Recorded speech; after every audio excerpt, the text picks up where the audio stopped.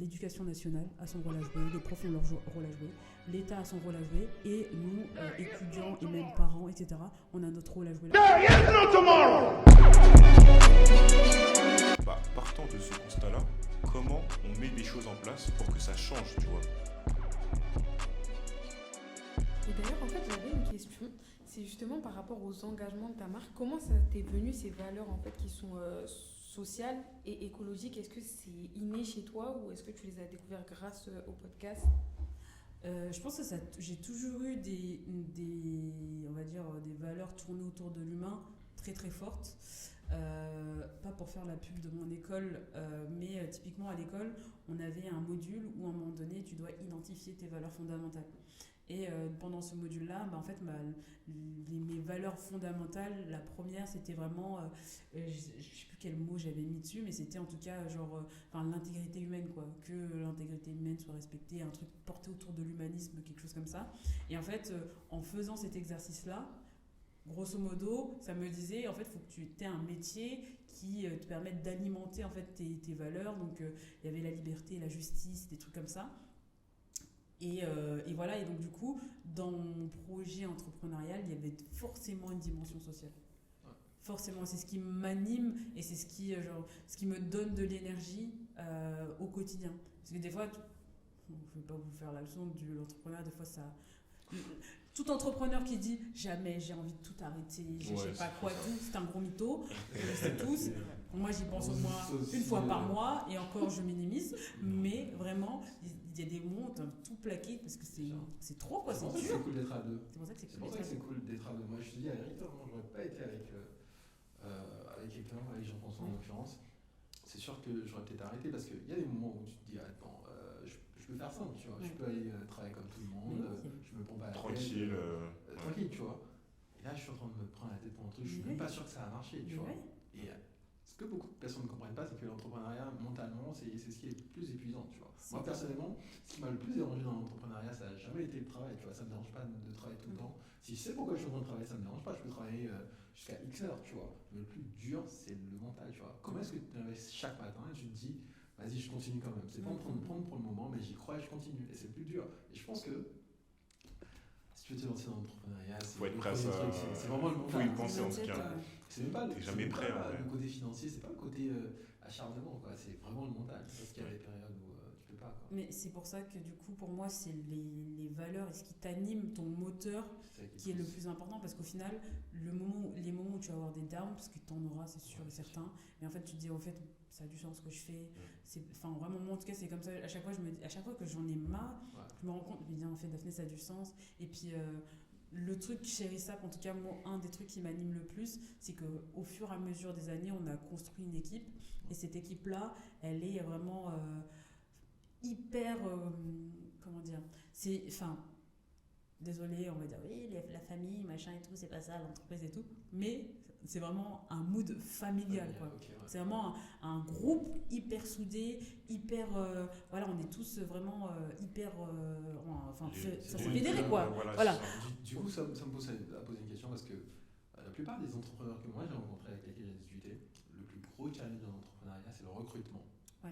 Du coup, recrutement. Ça, c'est vrai sujet, ça. Comment vous avez passé le recrutement chez Rissap? Moi, je pense que chez Rissap, on est des chanceux de l'entrepreneuriat parce que les gens ils adhèrent avant tout au projet et au mouvement, entre guillemets, avant d'adhérer entre guillemets à nous, etc. Et après, nous, on essaie d'alimenter un maximum le tout, mais on n'a jamais eu de difficulté à recruter. Au contraire, alors qu'on n'est pas hyper connu, on n'est pas des grandes marques, je ne vais pas citer de marque, mais voilà quoi. Mais on n'a jamais eu de problème de recruter parce que les gens, ils voyaient déjà sur Instagram comment on était, nos personnalités, le projet. Les gens qui, eux, ils parlent d'upcycling depuis des années, ils parlent de mode responsable depuis des années. Et du coup, quand ils arrivent chez Rissap, on a un objectif commun.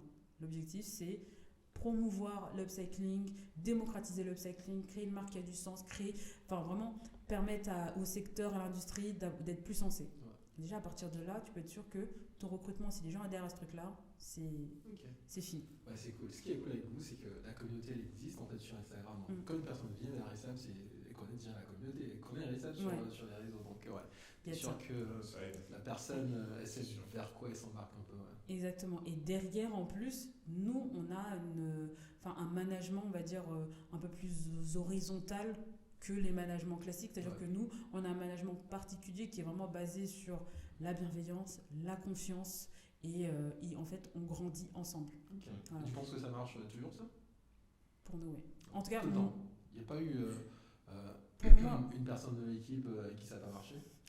en fait, c'est comme tu vois, on est 7 milliards sur la planète, Ouais. donc il y a 7 milliards de personnalités différentes. Totalement. Donc, en fait, la manière dont tu vas appliquer ces valeurs-là, elles vont être différentes Selon d'une les personnalité à l'autre. Ok. Mais le socle reste le même. C'est-à-dire que les échanges doivent être bienveillants, les échanges doivent être le plus sain possible. Et peu importe la manière dont tu le fais, ça va être typiquement quelqu'un qui, chez nous, en termes de personnalité, aime avoir toutes les règles. Vraiment, il faut que tu me dises exactement ce que je dois faire, etc. Et ben, son manager direct, parce que maintenant on a des pôles, on va dire, va lui donner toutes les règles parce qu'il a besoin de fonctionner comme ça. À contrario, quelqu'un que tu sais que ils aiment pas trop avoir un cadre trop restreint, mais ils ont besoin d'explorer, etc. Et ben voilà, pareil. Hop, toi t'aimes bosser comme ça. On va faire en sorte que tu puisses évoluer le mieux possible avec ta manière de manager, tu vois. Ça, c'est des trucs qu'on a appris à l'école. Ce qui est marrant, c'est que j'en parlais ce matin avec une fille que j'ai rencontrée, qui a un podcast sur le féminin, un podcast aussi, pour l'entrepreneuriat au féminin. Ouais. Et en fait, je lui ai expliqué que moi, un de mes rêves, c'est monter une école. Ok. Déjà. Ah, ok, sérieux. Genre, je suis passionnée d'éducation parce qu'encore une fois, ce que je disais au début, c'est que pour moi, l'école m'a sauvée dans le sens où ça m'a permis d'explorer et de voir plein de trucs et ça m'a, entre guillemets, donné une liberté que j'aurais pas eu si j'avais pas fait d'études. Et pour moi, c'est hyper important. Le savoir est une arme, comme diraient tous les rappeurs qu'on connaît. Mais voilà, quoi. Et c'est hyper important. Et pour moi, je veux absolument rendre ce truc-là que j'ai reçu aux autres. Et dans cette école-là, pour moi, ce serait hyper important qu'il y ait toute une dimension autour des soft skills, autour de entre guillemets, se connaître pour mieux manager les autres, un peu ce que j'ai vu à l'école finalement. Et ce truc-là, vraiment, pour le coup, c'est vraiment, vraiment, vraiment important.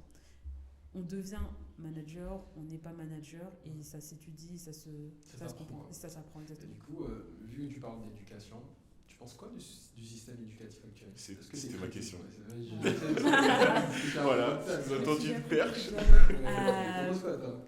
C'est une Parce que là, en fait, super question. Je remets le cadre parce que le problème, c'est quoi? C'est qu'aujourd'hui, on entend plein de personnes, beaucoup d'entrepreneurs qui remettent en cause tout le système. Ouais. Apparemment, il n'est pas adapté. Il faut tout revoir. Tout est à jeter, à reprendre peut-être. Donc, toi, tu en penses quoi? C'est quoi? Moi, j'aurais pas la prétention de dire que tout est à jeter, etc. Parce qu'en soi, Tu viens du système en réalité. je suis un produit du système. C'est ça.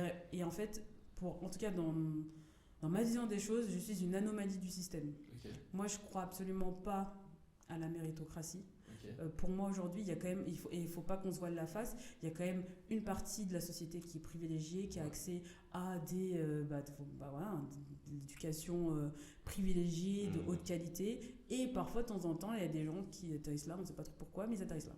Ok. Et moi, je fais partie de ces gens-là qui ont atterri là.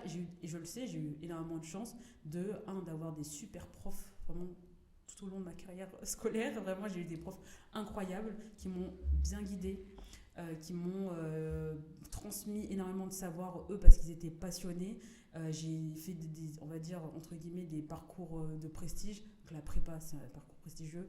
Même mes 2 ans en PACES, c'est quand même des études de prestige, tu vois. Et après, l'école d'ingénieur, moi, je me suis retrouvée en école d'ingé. Désolée, mais il n'y avait pas grand monde de banlieue. Et je peux pas... Ou même d'enfants d'ouvriers, il n'y en était pas beaucoup. Il y a des stats, il y a des chiffres que je ne connais pas par cœur, mais si tu tapes sur Internet étudiants d'école d'ingénieur ou école de commerce, leurs parents font quoi? C'est tous aussi des cadres sup. C'est ça, mais Tu vois, totalement. donc il y a un système, ouais. il y a un système qui est comme ça. C'est pas normal. Pour moi, en tout cas, je pense que c'est pas normal. Du coup, toi, c'est quoi la problématique pour toi? C'est quoi? Est-ce que c'est le système qui est mal ficelé, ou c'est plutôt aux personnes qui sont pas ou c'est plutôt aux personnes qui n'ont pas directement accès au système, qui sont censées faire des efforts pour s'y retrouver, tu vois? By force, comme on dirait, tu vois. Oh non, Ma question elle est particulière.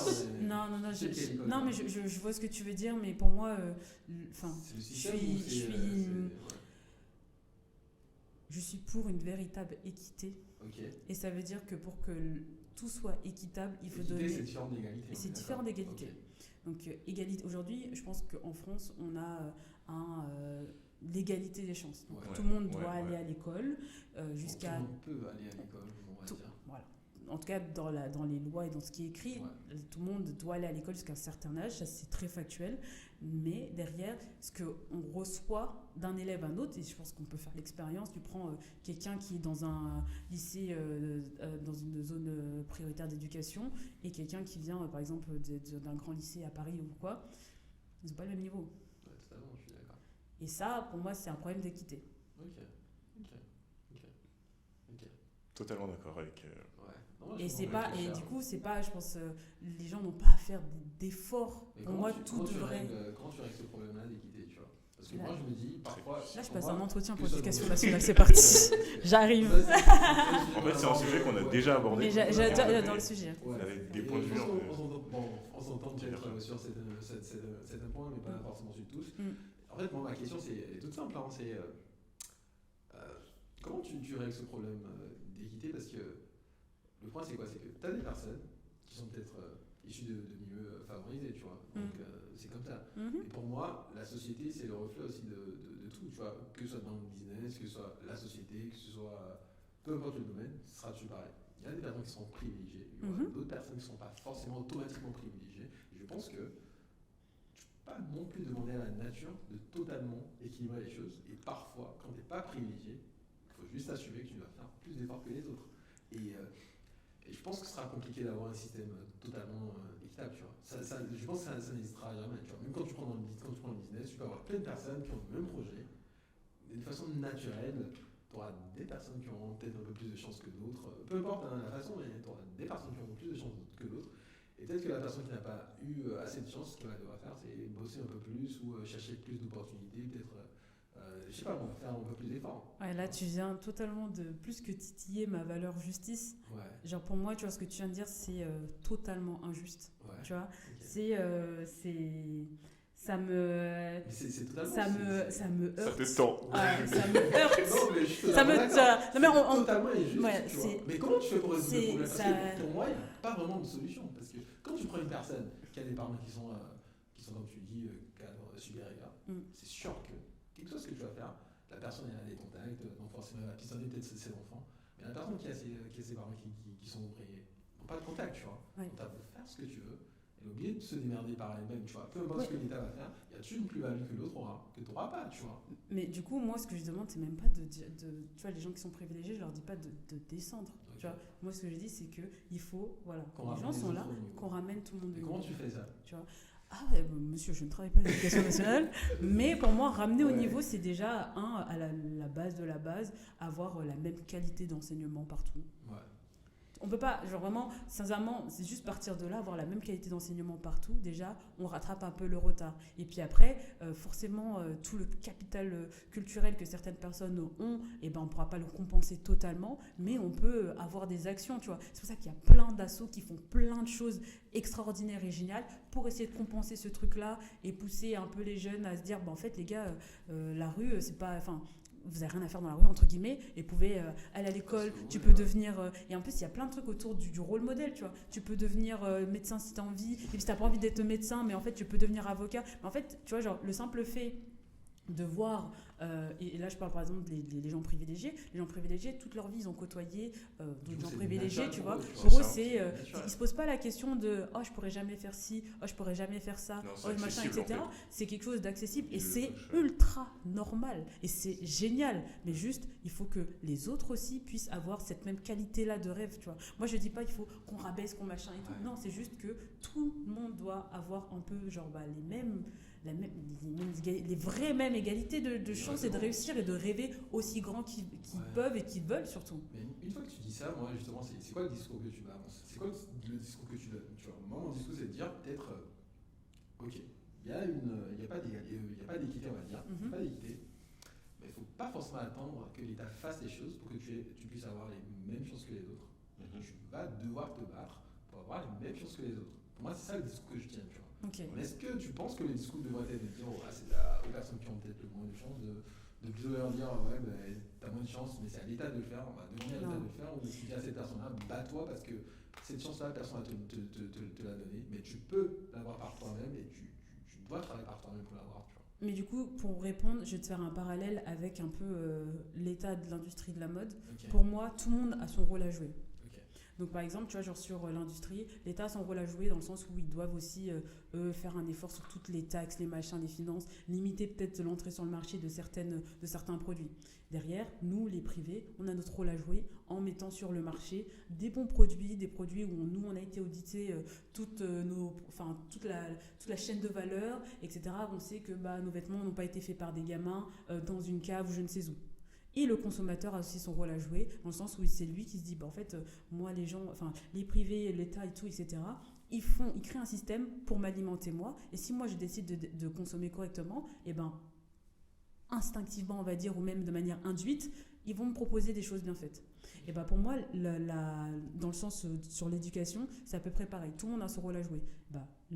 L'éducation nationale a son rôle à jouer, les profs ont leur rôle à jouer, l'État a son rôle à jouer, et nous, étudiants et même parents, etc., on a notre rôle à jouer là-dedans. C'est l'ensemble, tu vois. C'est pas juste un étudiant, on lui dit, mais en fait, tu sais, là, tu viens d'un milieu extrêmement pourri, tu dois faire des efforts, tu dois t'arracher, etc. Il y en a qui ont l'esprit comme ça. Moi, j'ai l'esprit comme ça. Je me suis toujours dit, Lasné, tu pars avec, dis-toi, tu as 10 ans de retard par rapport aux autres, belle, tu t'arraches. Ouais. Je me suis arrachée. J'ai réussi à créer certaines choses. J'aurais peut-être, si j'avais eu d'autres privilèges, est-ce que j'aurais pu aller plus loin ? Peut-être. Peut-être pas. Peut-être que je me serais reposée sur mes lauriers. Tu vois, je me serais dit, bon ouais, en fait, tranquille, tu vois, je vais pas me prendre la tête, tu vois. Mais non, tu vois, donc c'est aussi parfois des différences de personnalité, etc. Tu vois. Mais en tout cas, pour moi, le plus important, c'est qu'au-delà de ces histoires de personnalité, etc., c'est qu'au moins, au départ, que les gens ont les mêmes bagages, ont le même, sur la table, la même présentation ou même la même assiette, je ne sais pas quelle autre métaphore je peux faire, tu vois, même verre d'eau et compagnie, et maintenant le même buffet, et go, tu vois. Moi, j'ai une façon de penser, et ma façon, je te dis ce que c'est. Hein. Quand je réussis, c'est grâce à toutes les personnes qui m'ont aidé à réussir, et quand j'échoue, c'est entièrement de ma faute. Et pourquoi je me donne cette façon de penser-là ? Parce que je me dis, quand j'échoue, même si c'est la faute de personnes, en fait, le fait de me dire que c'est entièrement de ma faute, ça me pousse en fait à chercher ce que j'aurais pu corriger. Et si jamais il y a 1% de chance que ce soit vraiment de ma faute et que je puisse le corriger par moi-même, mais je suis obligé de trouver cette solution-là et de le faire, tu vois. Et du coup, je me dis, et quand je fais le rapport un peu avec ce que tu viens de dire, c'est que je me dis, quand tu tiens, je suis complètement d'accord. Si je suis face à l'éducation nationale et dis, l'éducation nationale, vous avez dit, tel rôle à jouer, tel rôle à jouer. Mais si je suis face à une personne qui a des difficultés, pour moi, le discours qu'il faut lui tenir, c'est lui dire, ouais, c'est vrai, tu as des difficultés, mais tu peux t'en sortir, tu vois. Et lui faire comprendre, en fait, qu'il doit donner le maximum. Et alors, que moment il doit se dire, si je ne réussis pas, c'est la faute des autres. Parce que dès le moment où tu te dis, si je ne réussis pas, c'est la faute des autres, en fait, t'arrêtes de faire le peu d'efforts que tu es censé faire et qui va peut-être t'aider à réussir. Parce que tu te dis, j'attends les autres, tu vois. Et moi, c'est un peu ce qui me vient dans mon discours, tu vois. Mais tu penses pas que des fois c'est tacite un peu, c'est dit de manière tacite, ou des fois les personnes qui se mettent en position de victime, Ouais. c'est pas forcément parce qu'elles veulent se mettre en position de victime, mais c'est parce que de par leur vécu, de par l'agencement en fait autour d'elles, que ce soit le quartier, que ce soit les fréquentations, même parfois la famille, qui peuvent parfois être un frein, en fait c'est tout ça qui les pousse à se mettre en position de victime. Tu vois, tu penses pas que ce soit un peu quelque chose de subi en fait? Je pense que c'est le cas. C'est totalement le cas. J'ai même pas de doute. Hein. Je suis sûr à 100% que c'est le cas. Mais quand c'est le cas, tu fais quoi ? Est-ce que tu te dis, ok, d'accord, j'attends que les autres résolvent le problème, ou je me dis, bon, c'est vrai qu'il n'y a pas beaucoup de solutions, mais le minimum que je peux faire ou le maximum que je peux faire, je le fais en espérant que ça change quelque chose. Après, moi, je pense que justement, là, quand on sait que c'est le cas, en fait, il est là le problème au final. Moi, ce que je te disais, du coup, dans le précédent épisode, j'avais un peu le même discours finalement, mais c'est, partant de ce constat-là, comment on met des choses en place pour que ça change, tu vois. Bien sûr qu'il y a un travail de la famille, bien sûr qu'il y a un travail aussi personnel, mais l'État, normalement, si toi et moi on le sait, enfin, tout le monde devrait le savoir et tout le monde le sait. Et au final, c'est quoi ce qu'on fait aujourd'hui? Qu'est-ce qu'on met dans le système éducatif pour justement réduire ces inégalités, effacer ces schémas de pensée? Enfin, tu vois, en fait, c'est un schéma de pensée, en fait. Tu penses pas comme ça du jour au lendemain. Si par exemple, on te dit tu dois te donner à fond pour réussir et que toi, tu as peut-être 32 fois moins de chances de rentrer dans une grande école que quelqu'un qui habite dans un quartier favorisé, même si toi, tu en es conscient, en fait, ton schéma de pensée te pousse à te mettre en position de victime et à te dire bah de toute façon ça sert à rien, je vais jamais y arriver. Tu vois, c'est pas forcément C'est comme dur. C'est comme pour je ça te que le disais. Non, mais c'est dur. Et C'est les pour ça. inégalités aussi, enfin les inégalités elles sont partout, tu sais. Toi tu penses comme ça parce que t'es comme ça, Ouais. tu vois. Moi je pense aussi comme ça parce que je suis comme ça. Et ça c'est une inégalité déjà. Ouais. Mon petit frère ou ton cousin ou ta tante, elle pense peut-être pas comme ça, tu vois. Ouais. Pour moi, l'injonction à l'effort, désolé, mais l'injonction à l'effort, elle est un peu. C'est trop facile, tu veux dire. C'est un peu facile en fait, ça permet de dédouaner tout un tas d'acteurs, tu vois, Ouais. en disant mais en C'est pas fait, l'objectif, hein. tu vois, mais du coup, je pense que tu vois, genre, bien sûr que tout le monde doit faire des efforts, bien sûr que on doit tous travailler, bien sûr que tout le monde ne réussit pas dans sa vie facilement, et ça, entre guillemets, parce que là, bref, on rentre sur un autre débat, parce qu'il y a des gens qui réussissent facilement, mais Ça aussi, je suis pas trop mais d'accord. il y a des gens qui mais il y a des gens qui réussissent facilement parce que les portes elles sont à moitié ouvertes, hein. Mais c'est factuel, hein. C'est pas non plus, je vais dire, ça veut pas dire en fait il y a un truc Il y a un effort qui qui me est différent. Je pense il y a- que l'effort il est différent. Mais il y a- c'est il y a pas un pour truc la facilité. tu ouais, vois. mais il y a un truc qui me dérange, moi, c'est que nous, entre guillemets, les gens d'une autre strate, on va dire, de la Ok, société, ouais. on associe l'effort forcément à la réussite. C'est-à-dire que dans nos têtes, on se dit on doit se saigner pour réussir. Parce que c'est le schéma qu'on a mis dans la tête. Mais c'est pas vrai, hein. Il y a des gens qui se saignent pas. Non. Je te promets qu'il y a des gens Non, qui se justement. saignent pas, mais que justement ils se disent comment je peux être le plus smart possible pour tout cartonner, mais en faisant le peu d'efforts possible, hein. Mais, et ça veut pas dire que leur résultat est moins bien que le mec qui s'est saigné, hein. Non, c'est pour ça que je te dis, en fait, pour moi, c'est que ces personnes-là, parce que pour moi, réussir, c'est pas forcément se saigner, tu vois. Et c'est pour ça que je dis, ces personnes-là, ils se sont peut-être asseyés, mais ils ont fait des efforts différents, tu vois. Les efforts sont différents, mais c'est pas, pour moi, la réussite, c'est pas forcément se saigner. Tu peux réussir sans se saigner. Et je pense que plein de personnes réussissent sans se saigner. Mais les efforts qu'ils fournissent sont différents, tu vois. Peut-être que toi, les efforts que tu fournis, c'est trouver la bonne personne, trouver du financement. Et l'autre personne, elle va peut-être avoir des facilités à avoir le financement, va avoir peut-être des facilités à avoir les contacts, mais elle a d'autres efforts qu'elle va fournir. Donc pour moi, toute personne qui réussit fournit des efforts. Ça peut être, les efforts sont différents selon les personnes, mais les efforts existent et sont là. Tu vois. Pour moi, l'exemple que j'aime bien prendre, c'est si moi je suis né dans une famille super riche, moi mon effort c'est de me dire, ok, c'est de trouver en fait la force pour me dire, pendant que j'ai tout à portée de main, que j'ai pas besoin de me démerder pour faire de l'argent peut-être, mais je trouve la motivation quand même pour faire de l'argent, trouver la motivation pour me réveiller tous les jours et puis affronter les défis du quotidien de mon business. Et ça, c'est des efforts que moi je fais.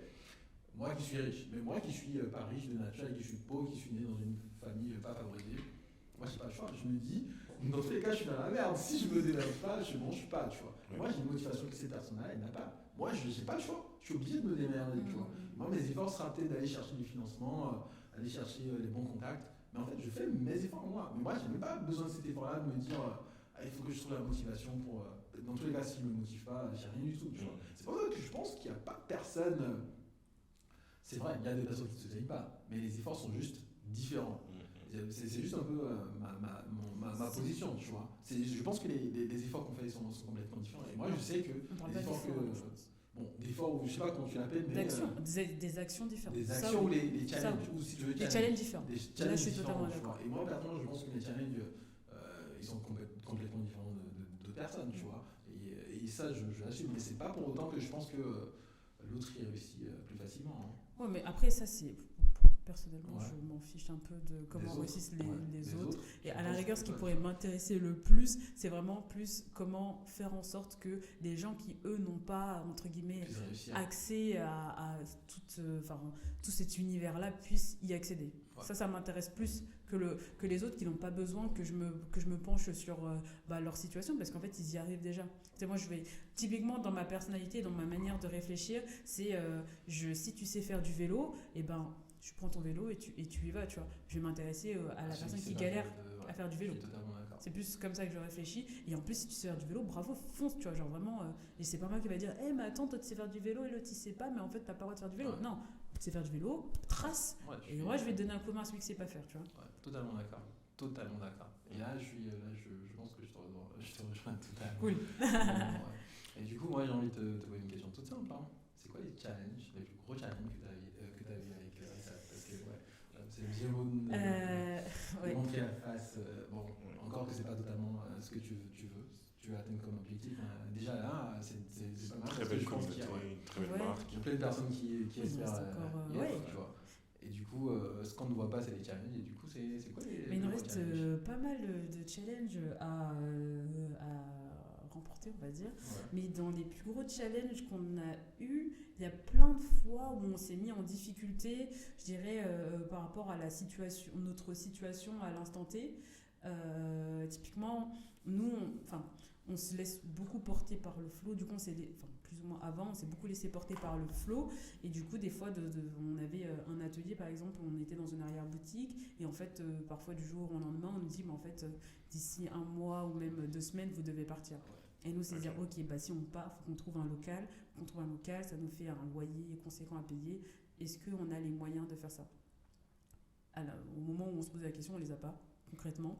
Mais du coup, on fait en sorte de trouver des solutions. Tu vois. Donc, notre premier déménagement dans notre premier local qui était à Porte de Vanves, on est passé donc d'une arrière-boutique 6 mètres carrés, et encore j'exagère, à 30 mètres carrés avec un loyer fixe tous les mois. Donc on avait fait x2 je crois sur le loyer par exemple par rapport à ce qu'on payait avant. Et là c'est vraiment un challenge. Okay, comment on va réussir à payer ce truc-là. Puis après, pareil, le bail de ce truc-là s'est terminé. On n'avait nulle part où aller.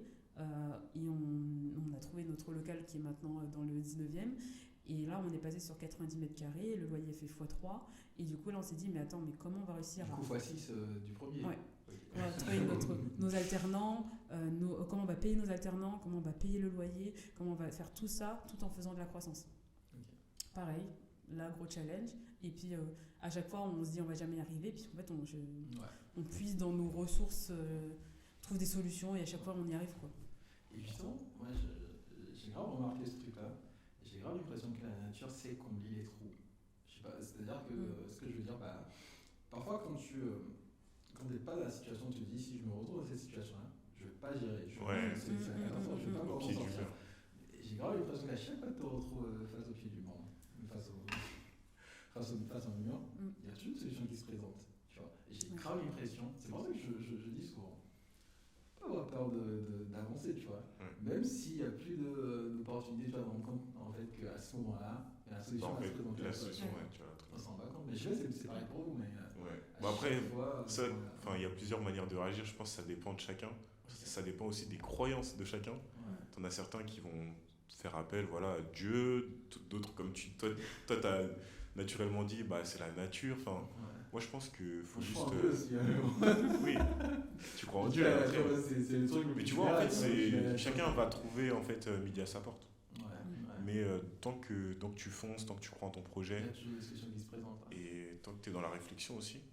Et là, il y a une statistique qui dit que la plupart des entreprises qui échouent, elles n'échouent pas parce que l'entreprise n'a plus de financement ou de solution, mais c'est juste parce qu'à un moment donné, les entrepreneurs laissent tomber. Quoi. Je sais pas si vous avez vu cette vidéo. J'avais pas vu ça. Moi, j'avais pas vu non plus. J'avais pas vu.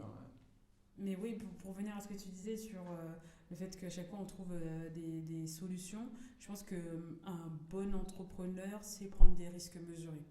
Pour moi, en tout cas, je sais que typiquement, on n'aurait jamais fait x20 sur le loyer, entre guillemets, ou directement x6, tu vois. Tu vois, c'est étape par étape. C'est-à-dire que genre, on va pas aller chercher un loyer trop cher. Enfin, Mm. pour moi, il faut savoir se mettre en danger, mais se mettre en danger de manière mesurée et sans... Voilà, enfin voilà, certes, la nature comble les vides. Oui, oui, Mais oui. tu vois, si Après, faut pas si juste c'est faire la un, voile, quoi. si c'est un trou noir, on va dire... La sélection c'est naturelle. marrant, mais grave, faut pas abuser, quoi. Je fais pas de la magie, moi. Ouais, c'est sûr. Non, mais je suis totalement d'accord, ouais. Et ça, c'est un point super important parce que il y a plein de personnes qui pensent que ouais, l'entrepreneuriat, comme on l'a dit, ouais, c'est prendre des risques et juste prendre des risques. Mais je pense que je suis complètement d'accord. C'est plein de stratégies, prendre des risques, Ouais. mais s'assurer aussi des plans de secours, on va dire. C'est ça. Ouais, non, totalement d'accord. T'as une question, Zizar? Ouais, j'ai une question. There is no tomorrow.